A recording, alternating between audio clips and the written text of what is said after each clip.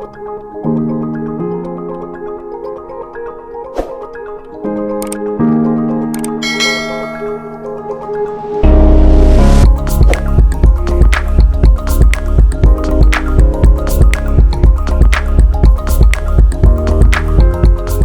memulai aktivitas kita buang dasar, tujuannya untuk membuang sisa-sisa dari bahan organik ataupun anorganik yang tidak termanfaatkan ataupun tidak terurai menjadi vlog.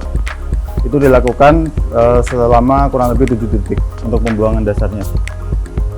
Nanti selanjutnya tinggal ditambah air, ini 2 hari sekali sampai dengan ketinggian yang tadi terbuang. Ini adalah alat deometer yang biasa kita gunakan untuk mengukur kandungan oksigen di dalam air. Dimana di sini juga tertera, kita juga bisa mengecek suhu airnya. Kita bisa langsung masukkan probe-nya ini ke dalam, sebisa mungkin sampai dasar. Untuk hasil pengukuran DO ini menunjukkan dia berada di angka sekitar 4 mg per liter ataupun ppm.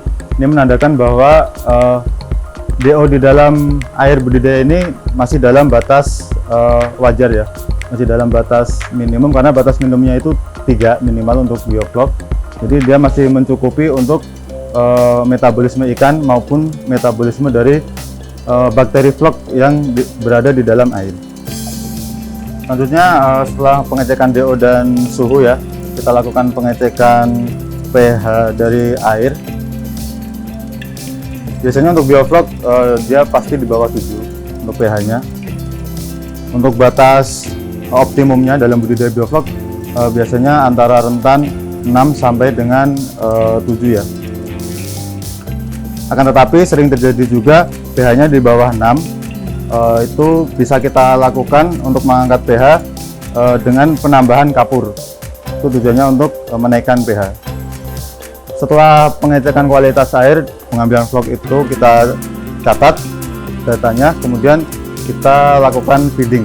Untuk feeding dilakukan biasanya kita 2 kali, pagi dan sore. Untuk pola feeding ini yang perlu diperhatikan dalam budidaya bioflok. Biasanya kita menggunakan feeding tabel, itu menggunakan feeding rate berdasarkan dengan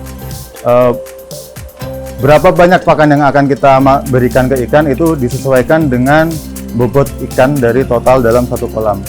Kita menggunakan pola 1 minggu berturut-turut, itu menggunakan feeding rate dari total biomas ikan. Selanjutnya untuk mengkoreksi apakah feeding rate itu sudah tepat, kita melakukan yang namanya edge satiation. Itu pemberian pakan secara terus-menerus sampai ikannya benar-benar kenyang. Dari data edge satiation itu, misalkan hari ini kita edge satiation ya, kita dapatkan misalkan ikan habis 1000 kilo. Untuk seminggu ke depan kita menggunakan 80% dari total edge satiation hari ini. Jadi untuk seminggu ke depan kita menggunakan 800 gram pakan. Tuh. Nanti setelah seminggu kita balik lagi ke FR. Itu selang-seling itu berganti secara seminggu sekali. Itu untuk menjaga pola feeding agar tidak berlebihan serta untuk mencapai target produksi. Itu tahapan yang biasa dilakukan dalam budidaya bioflok di DRC Pasar Kemis ya.